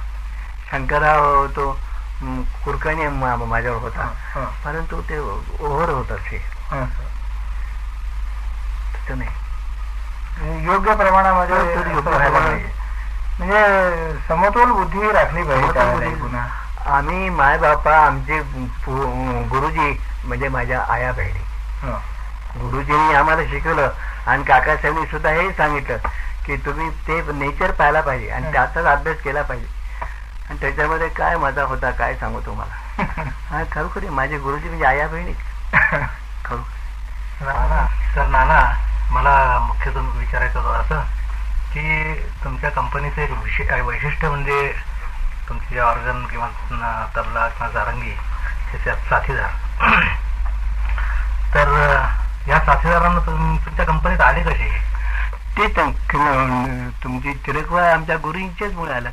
आणखीन कादरवृक्ष सुद्धा, कारण त्यावेळेला गव्याचे जे काही जलसे व्हायचे त्याच्या वेळेला कादरवृक्ष वाजवायचे आणि ते आमच्या गुरुजीने ऐकलं तर केव्हाही पहिला कंपनीमध्ये पाहिजे ही इच्छा अतिशय असायची. नाही, त्याच्यात आणखीन एक विशेष गोष्ट अशी वाटली की जे साथीदार साथ करायचे ती इतकी बेमालूम साथ असायची, ती तुमच्या गाण्याच्या बरोबर सगळं चाललेलं साथ अशी ऐकू यायची. प्रॅक्टिस करत होतो ना आम्ही, तर सगळी एकत्र ठिकाणी प्रॅक्टिस तर करत. कादरवृक्ष, तिरकवा हे 2-2, 3-3, 4-4 तास व्हायचे आमचे. म्हणजे पदांच्या रंगले म्हणजे काय, किती वेळ गेला कोणाला ठाऊक. त्या काळामध्ये पुष्कळ वेळा बाहेर लोक असं म्हणायचे की आज बुवा नाटकाला कोण बसणार आहे, बसणार आहेत की नाही. इथपर्यंत साथीदारांची इतकं प्रेम होतं. रविवारी आमची नाटकं जेव्हा व्हायची तेव्हा कादरवृक्ष नमाज पढायचे. तर नाटकाच्या वेळा नमाज पडायची आणि त्यांना अगदी थोडा वेळ लागत असे, पण तो पडायचा व्हायचं ते काय. तर लोक म्हणायचे अंक अजूनही सुरू का नाही होत. अरे कादरवृक्ष नमाज पडताय. ऑडियन्स मध्ये लोकांची समजूत होती, इतकं प्रेम होतं त्या लोकांच्या वरती. अगदी पूर्वीची जेव्हा नाटकं होती तेव्हा साथ कसली कोणती असे? नाही, त्यावेळेस पेटीची साथ, फक्त पेटी साथ. पण त्यावेळेस सुद्धा माणसं चांगली होती. काय काय सारंगी आणली ही कोणी आणली? अर्जुनची साथ ही आमच्या गुरुजींच्याच मुळे आली. नाही, सारंगीची साथ जी सुरुवात केली ती सुद्धा सगळी तीच. ती तुमच्या गजल नाटक मुळे सुरू झाली. म्हणजे आम्ही दुसरी मंडळी ठेवली होती, परंतु ह्या बाबतीमध्ये मुसलमान लोकांचा जितका अधिकार तितका आपल्या लोकांचा नाही अधिकार. अरे पूर्वी नुसतं तंबोरा आतमध्ये ठेवून अशी ही असायची, म्हणजे साथ म्हणा, आणि मृदुंग असा वाजायचा. तर याच्यामध्येही काही सुधारणा करायला पाहिजे. म्हणजे आता जो आपल्याला प्रश्न विचारला त्याच्यामध्ये ही जी वाद्यांची अनेक भर पडली, ही याची सुरुवात आपण केली असं म्हणायला काही हरकत आहे का? नाही, सुरुवात कबूल आहे, मीच केली असं म्हणायला हरकत काही नाही. म्हणजे एक ऑर्गन म्हणा आपण, पहिल्यांदा पायपेटी असे, त्याच्यानंतर ऑर्गन आलं आणि त्याच्या जोडीला सारंगी आणि उत्तम जो वादक त्याच्यातला कुणी असेल तबल्याच्या ह्याच्यातला तिरकवा साहेबांच्या सारखा. तर ही माणसं यांनाही यांच्या गुणाचं चीज हे व्हायला अनेक एक प्रकारची मदत झाली आणि त्याची सुरुवात आपण केलीत असं आम्हाला म्हणायचं आहे. गुरुजीच्या मुळे सगळे झालं. आता गुरुजी काय कोणाला कोणाला माहिती आहे ही सुधारणा करावी किंवा याचा आपल्या गाण्यालाही जास्त उपयोग होईल. हो ना, या संबंधाने आपण काहीतरी विचार केला असेल ना. तर ही साथ आधी योग्य आहे असं आम्हाला जेव्हा वाटायचं तेव्हा ती साथ सुरू केली. आडील सारंगी आणखीन ऑर्गन त्यावेळेला. आणि त्यात आधी हे फार अधिकारी माणसं मिळाली, तिरकवा आणखीन कादरवृक्ष. कंपनी सारंगी होती ना? किलोक्ष संगीत सारंगी नव्हते. त्यावेळेला पहिल्या अर्थ म्हणजे खरोखरीच तंबोऱ्यावरती आणि हार्मोनियमचा सूर नुसता असायचा. बर, पेटी वाजवायला कोणी असायची नाही. त्यावेळेस नंतर मग तो बाळा होता वाजवणारा, आणखीन अशी मग नंतर ते पुढे वाजवणारे झाले. बरं, याच्यामध्ये म्हणजे हा आपण संगीताला सांगितला असं नेपथ्य म्हणा किंवा प्रकाश योजनेच्या बाबतीमध्ये कोणकोणत्या स्थित्यंतरातून आपण गेलात? मी पाहिले ती स्थित्यंतराची की तुमचं खोबरे तेलाचे दिवे, आणखीन त्याची संबंध अशी झालर अशी लागलेली, आणि तशा लाईट मध्ये मी सुद्धा नाटकं पाहिली. पण मी लहान होतो. त्यानंतर 40 नंबरची लाईनचे दिवे असायचे, ते मोठे दिवे 2 लावायचे, आणि फूट लाईट जी असायची की 14 लाईनची होती अशी ती किर्लोस्कर कंपनीमध्ये मी जेव्हा गेलो तेव्हा कार्बाईडचा लाईट होता, तो लाईट होता मी. आणि नंतर मग याचा आला, गॅसचाही आला, अलादीन, आणखीन ते अलादीन म्हणून तर ते आले. आणि त्याच्यापुढे मग ही इलेक्ट्रिसिटी. पण इलेक्ट्रिकच जास्ती सोयीस्कर पडायची यात काही शंका. दुसरं असं नेपथ्याच्या याच्यामध्ये असं ऐकलेलं, अर्थात आम्ही काही पाहिलेलंच नाहीये, परंतु नुसता एक पाठीमागा पडदा असायचा, म्हणजे तो आतमध्ये पात्रांनी काय केलंय आणि काय नाही, किंवा त्याला यायला जायला एवढा असेल. तर अशी परिस्थिती नाटकं आपण पाहिली आहेत का एक महाल म्हणा, अरण्य म्हणा, अशा प्रकारचे पडदे हे कोणत्या कंपनीपासून सुरू झाले असं काही आपल्याला माहिती आहे का? नाट्यकलेमध्ये फार चांगली व्यवस्था असते. किर्लोस्कर कंपनीमध्ये इतकी व्यवस्था नव्हती, इतक्या नाट्यकलेमध्ये होती. आणि शेक्सपियरची नाटकं इतकी सोपी भाषेमध्ये आणि फार चांगली करत असत. गोपाळराव मराठे म्हणजे फार ते श्रीपाठ करत असत, फार चांगली करत असत. आणि ती नाटकं पाहिलीच नाही. नाट्यकलेची सिनरी सुद्धा विंगारिंगा सुद्धा सरकण्यासाठी वेळेवर अशी फार चांगली होती. किर्लोस्कर कंपनीमध्ये होती, पण ते विशेष चांगली नाट्यकलेमध्ये होती. आणि मग आमच्याकडे व्यवस्थित झाली जी आमची मालकामुळे आली पुढे, 2 नानासाहेब जोडे. कान्हो पात्रेच्या वेळेला जो काही आपण पंढरपूरच्या मंदिराचा सीन वगैरे केला, तर याला अशा प्रकारची करणारी माणसं होती आणि करत होते, याच्यावरून आपल्याला कल्पना ती सुचली. हो खरंच. हो, सीन पाहिजे, म्हणजे असा देखावा पाहिजे, आणि ही मनातून तरी पुष्कळ इच्छा, तर ते करणारे चांगली माणसं होती आणि ते झाली. त्यामुळे असं सुरुवातीच्या काळातली कोणी नामवंत माणसांची नावं काही सांगता येतील का?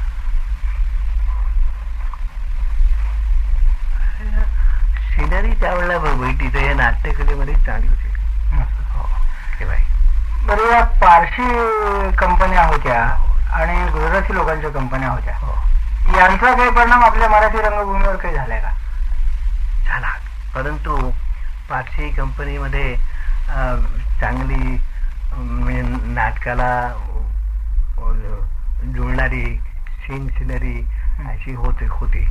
गुजरातीमध्ये काय असायचं, नाटक असायचं एक सिरीज, आणि आपलं कुठे जिथे लागेल तिथे आपलं कॉमिक सीन दडपून द्यायचा. आणि त्याच्याकरता आणि त्याची जी सिन्सिनरी असायची ती भडक असायची, भाताला मारणारी असायची. पारशामध्ये ती नव्हती.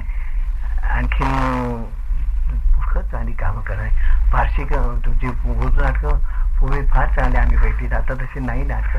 पण या किर्लोस्कर कंपनीने काहीतरी एक ताजे वाफा नाटक केल्याचं नंतर ती मुद्दाम किर्लोस्कर कंपनी नाटकं करून त्याच्यावरती कीर्ती सुद्धा मिळवली, पैसे सुद्धा मिळवले, पुष्कळ चालले. नाही, हा उर्दू नाटकं जी बसवली हे ज्या प्रांतामध्ये मराठी भाषा कळत नाही तिकडे नाट्यकलेचा काही प्रचार करण्याच्या दृष्टीने म्हणून ही उर्दू नाटकं बसवली. त्याच्यामध्ये तो अर्थ असेल, परंतु एक निराळे तरी दाखवायचं. आणि ह्या उर्दू भाषेमध्ये गाण्याची पणा जरा जास्ती आणखी मजा येते, तेव्हा या दृष्टीनं नाटकं चांगली होत असत. हा ड्रॉप जो सुरुवातीचा आता मखमलीचा पडदा हा पहिल्यांदा तुम्ही सुरू केला असं म्हणतात, हे खरं का? होय, माझं म्हणणं मला वाटतं केशवरावांच्याकडे आधी होते का, म्हणजे सुरुवातीचा ड्रॉप. कारण केशवरावांच्याकडे सिन्सिनरीचे स्टेजवरती आमच्या महाराष्ट्र कंपनीने केशवरावांनी सुरू केली. कारण आनंदराव त्यांच्याकडे जे होते बाबुराव पेंटर, त्यांचे सख्खे चुलत बंधू आनंदराव आणि ते अप्रतिम होते, काय सांगू. हे तुमचे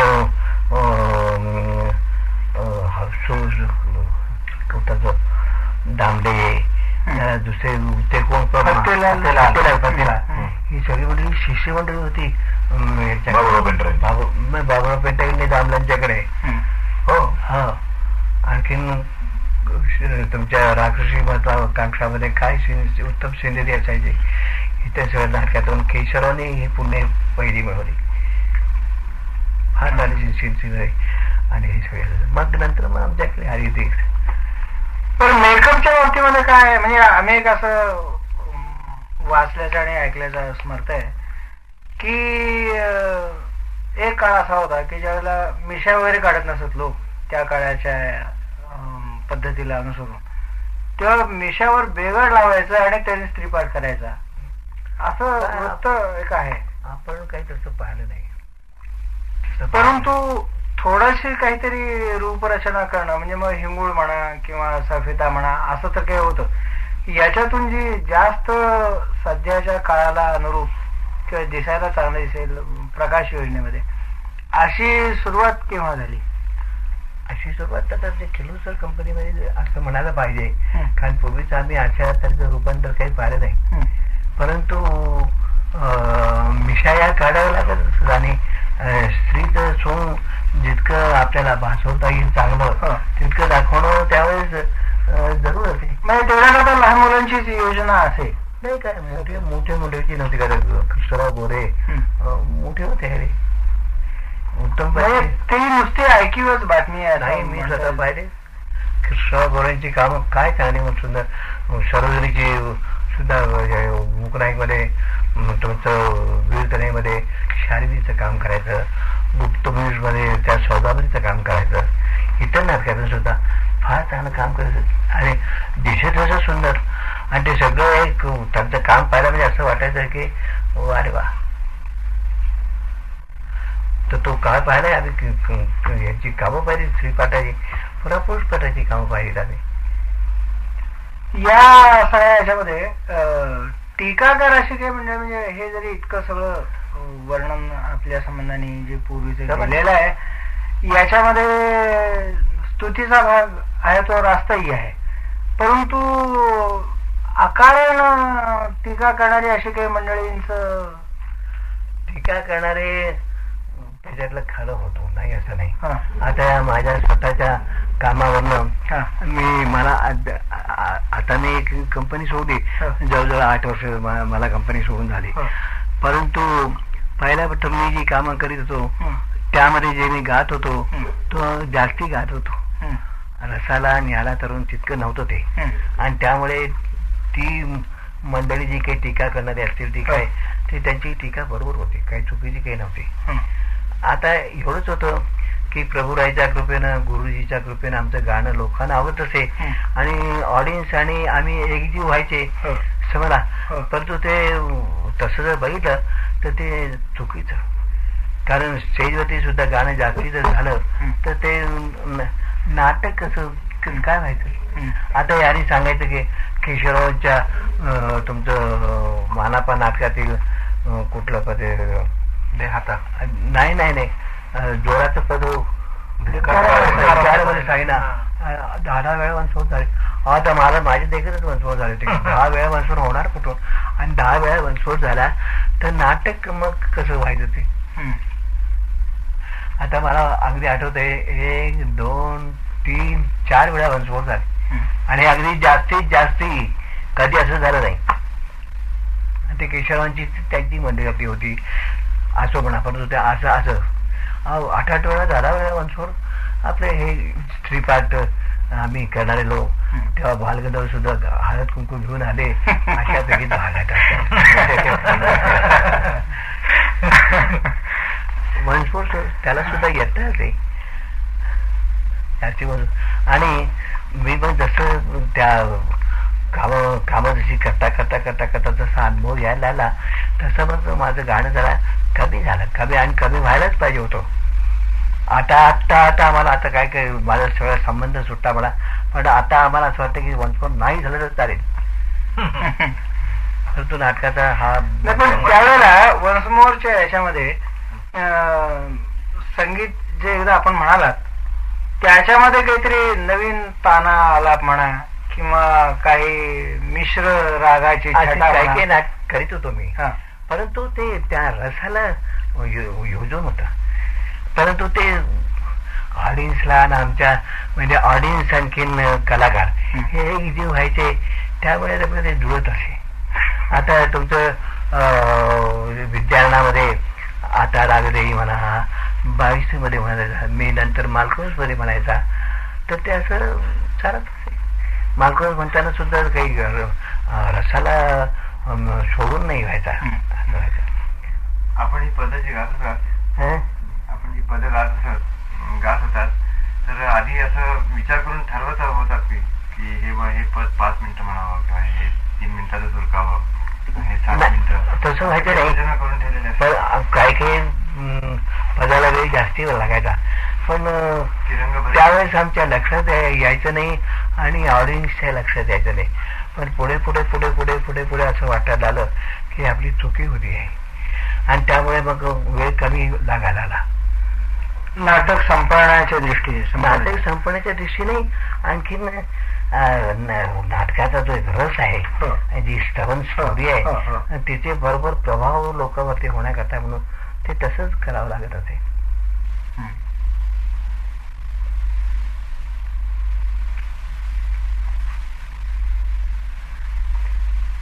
तर आणखी एक प्रश्न असा आहे की आता संगीत नाटक अकॅडमीने आपल्याला अवॉर्ड दिलेला आहे त्यावेळेला, तर त्यावेळेपासून काही कल्पना आपल्या डोक्यात अमुक एक रंगभूमीवर व्हावं, करावं,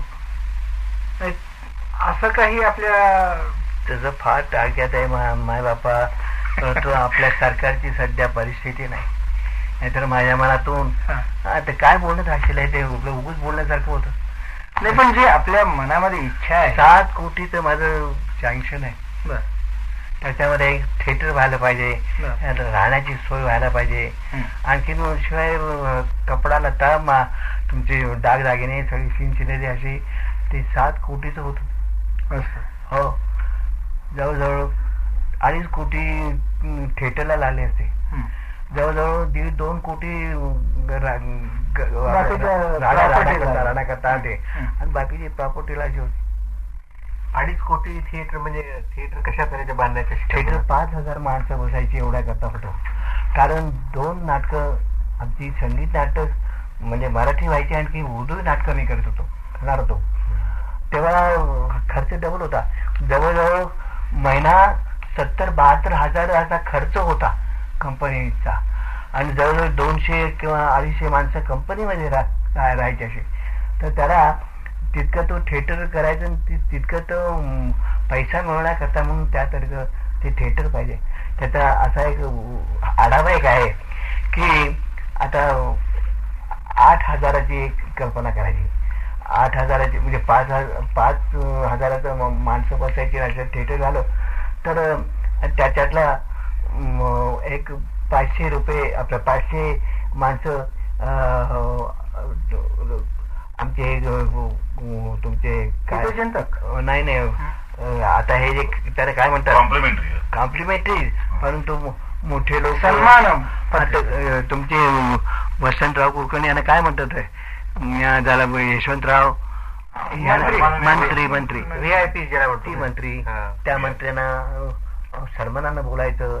आणखीन तुमचे वर्तमानकार 10-12 वर्तमानपत्रामध्ये आमची ऍडव्हर्टाईज चालायची. ती मंडळी नाटक पाहायला यायची आणि नाटकं कशी झाली, कसं होतात, काय होतात, तो विषय सारखा सुरू असायला पाहिजे होता. म्हणजे त्यांची मंडळी बसायची. झालं त्यानंतर रेल्वेचा आमचा संबंध नव्हता, परंतु कोणी एखाद्या गावाला गेलं तरी व्यवस्था त्यामुळे थोडासा वेळ. आणि सगळ्यात जास्त म्हणजे आमचे तुमचे पोलीस लोक कारण शेवटी ऑडियन्स जेव्हा सुटायचं तेव्हा त्यांची मदत असल्याशिवाय शक्यच नाही. आणि ऑडियन्स मध्ये सगळ्या गोष्टी व्यवस्थित व्हायला कारण पोलिसाची जरूर अतिशय लागायची. त्या पोलिसाची मंडळी, अधिकारी मंडळी आणि ती अशी सगळी आणि शिवाय कंपनी नातेवाईक मंडळी, ती नटाची मंडळी. तर असं आम्ही 500 माणसं कॉम्प्लिमेंटरी धरून चाललो होतो. 5,000 आता 4,500 रुपये राहिले. 4,500 त्याच्यामध्ये 500चा पुन्हा नंतर विचार करतो. पण 4,000चा की ऑडियन्स मध्ये 4,000 मंडळी बसली तर 4 दुने 8 म्हणजे 8,000 उत्पन्न व्हायचं असं साधारण ठरलेलं असायचं. तर 8,000 उत्पन्न एका नाटकाला झालं.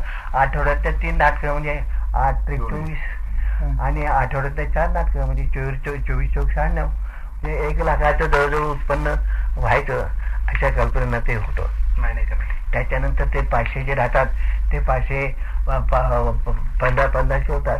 15-60 म्हणजे 1 लाख रुपयेपर्यंत उत्पन्न व्हायचं अशी कल्पना होती त्यावेळेस. आता ह्याच्यावर आठवलं असं की आता 5000 माणसं बसायची म्हणजे मायक्रोफोन लावणं आलंच त्याला. मायक्रोफोन तर वा कितीतरी आहे तुमचे चांगलं ऐकू येते की नाही हे सगळं पाहण्याकरता म्हणून खालच्या मजल्यावरती इकडे 6 मंडळी, इकडे 6 मंडळी, वरच्या मजल्यावरती इकडे 6 ती नुसती मंडळी स्वतः ऐकून ऑडियन्सला कसं ऐकू येते याचं पाहण्याकरता ठेवली होती. नाही म्हणजे मला असं म्हणायचं आहे की असं करण्यामुळे पूर्वी जे तुमची पूर्वीच्या कंपनीमध्ये किर्लोस्कर कंपनीपासून खुल्या आवाजाने दमदार आवाजाने गाणारी मंडळ होती ती जाऊन आता कोत्या आवाजाने गाणारे मंडळी येणार कारण मायक्रोफोनवरून ऐकायला जातं. तोटा नाही का झाला थोडासा? त्याला काय इलाज आहे कारण हल्ली त्याला मायक्रोफोन कारणीभूत आहे असं नाहीये. हल्लीची प्रजाच कमजोर झाली आहे. त्याला काय करणार असं दत्तोबा हल्ला करायचा काय आवाज होता तुम्हाला सांगू. तसली माणसं नाही. आता ह्या काँग्रेसमध्ये आम्हाला होतो बेळगावला मी होतो तर सुरेंद्रराज बॅनर्जी पाल आणि कसले काय आवाज होते. बरं त्यावेळेला काँग्रेसची गर्दी म्हणजे 10,000 15,000 असा त्यांचा पेंडॉल असायचा आणि त्या लोकांना स्पष्ट ऐकू यायचं. असं ती ताकदीच नाही त्याला. तुमच्या नाटकाला कधी मायक्रोफोन वापरले नाहीत ना?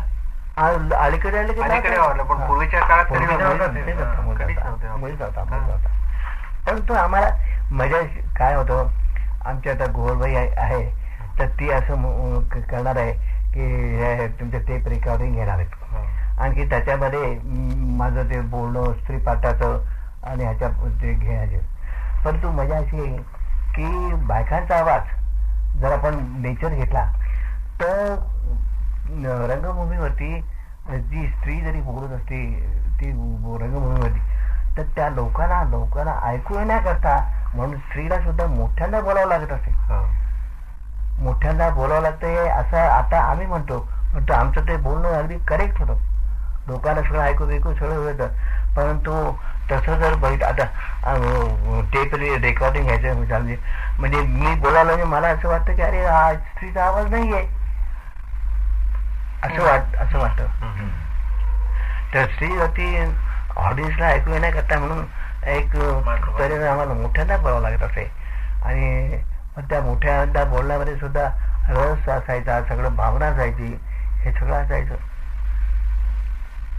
पण हे जे आता आपण योजना सांगतात ही याचा उपयोग फक्त आपण जे काही योजलेलं होतं त्यालाच झाला असता. कारण काय होईल की बाकीच्या लोकांना एवढ्या मोठं 5,000 लोक बसणार थिएटर याचा उपयोग होणार नाही ना.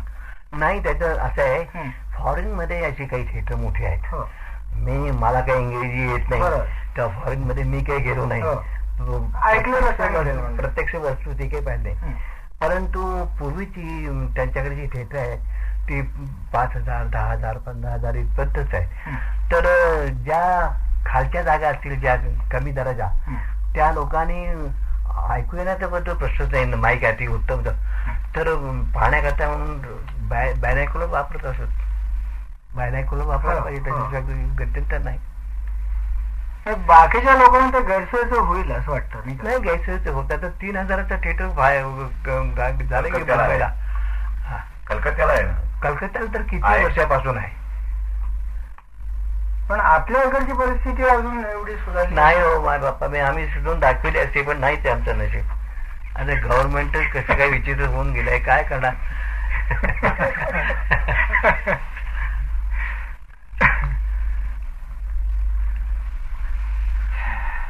अशी सगळी दाखवली असते की अरे कॉलनी जसं लोक पाहायला जातात. ही कंपनीचं नाव सुद्धा जय हिंद कंपनी.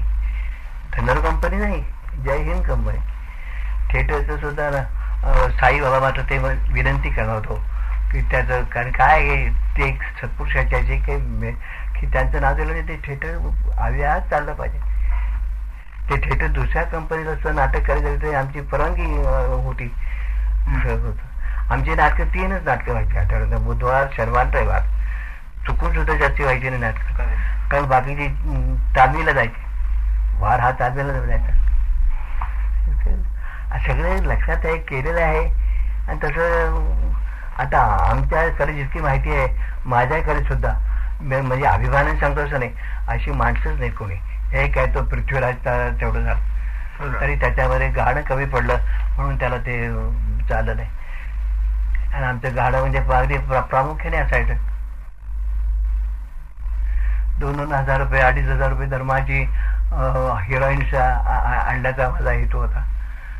अशी माणसं आहेत, माणसं सगळी गुणी आहेत, शिकवणारा सगळे, परंतु परिस्थितीने काय सांगावं.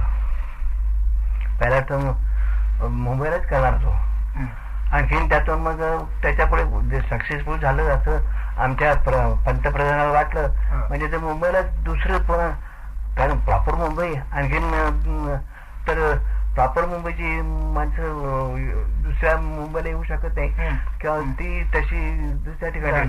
तर मुंबईला 2 थिएटर्स पाहिजे. त्यांनी सांगितलं की आम्हाला दिल्लीला सुद्धा पाहिजे. आम्ही खर्च करा दिल्लीला, काय हरकत नाही. या संदर्भाने आपण काही प्रयत्न केला होता ना? नाही, कुठून करणार. मी वर्तमानपत्रातून हकीकत जिथे वाचतोय की आमच्या राज्याची स्थिती काय आहे, ते कसं करायचं होतं.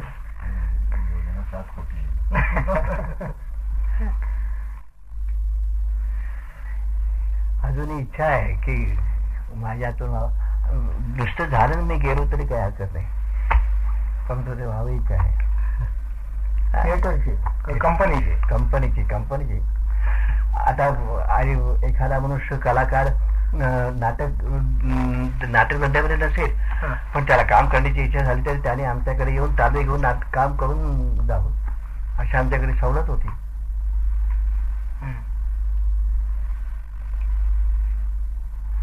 आपल्या बाबतीत लोक असं म्हणतात बरं का की आपण नाटक कंपनी चालू ठेवण्याच्या दृष्टीने कुणी आपला शिष्य वगैरे असा तयार केला नाही, तर या बाबतीत काय आपलं म्हणणं आहे? खरी गोष्ट आहे, शिष्य तशा योग्यतेचा पाहिजे.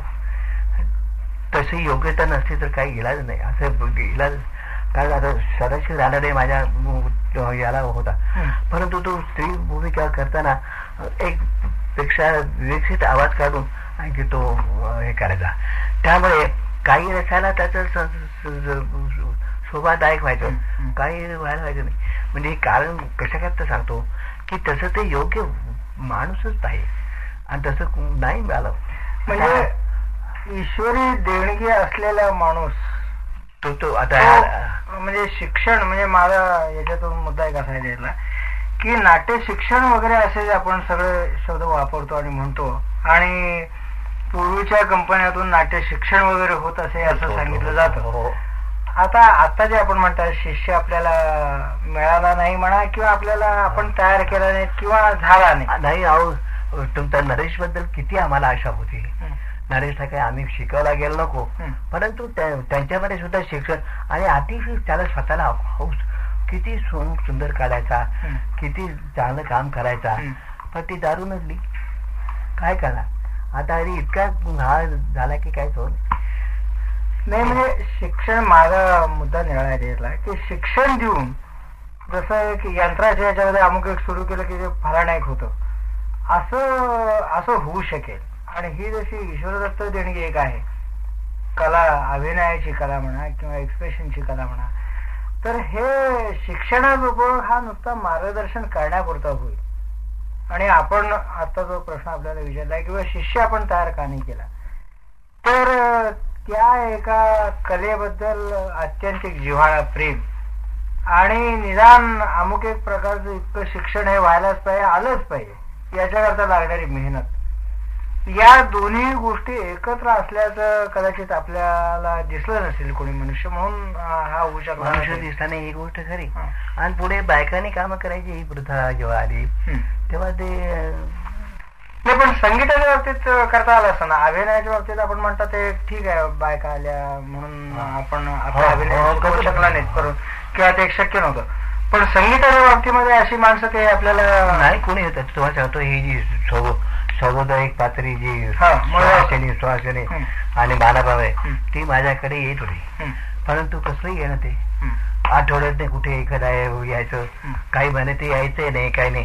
कारण ती शिकली सवरली फार मोठी ही खरी, पण ती त्याकडे इथलं इकडे शिक्षण व्हायला पाहिजे ही त्यांना कल्पना नाहीये. म्हणून ती आपलं नावाला पुरते, आपलं नाव सांगायला पुरते जाऊन भेटून आले होते. आणि त्याचा कान आमच्या पु ल देशपांड्याने उघडली त्याची, की काय नारायणाचं तू नाव घेतेस. असं होत. ही मोठी आमचे गुरुजी एक हकीकत सांगतात. हकीकत की बिरबलला तुमचं बादशाने विचारलं की आदमी कौन कौन से नशा हजम कर सकता है. तो बिरबल ने सांगितलं खावीन आदमी सब कुछ नशा हजम कर सकता है, पण केळं की नशा हजम करना बड़ा कठीण आहे. आणि सगळे याच्याच ते सगळे फेरीवर होतात. कारण भोवतालची मंडळी मित्र मंडळी असतात, ती चांगल्या बुद्धीने करतात, पण ती याच्या काही लक्षात येत नाही.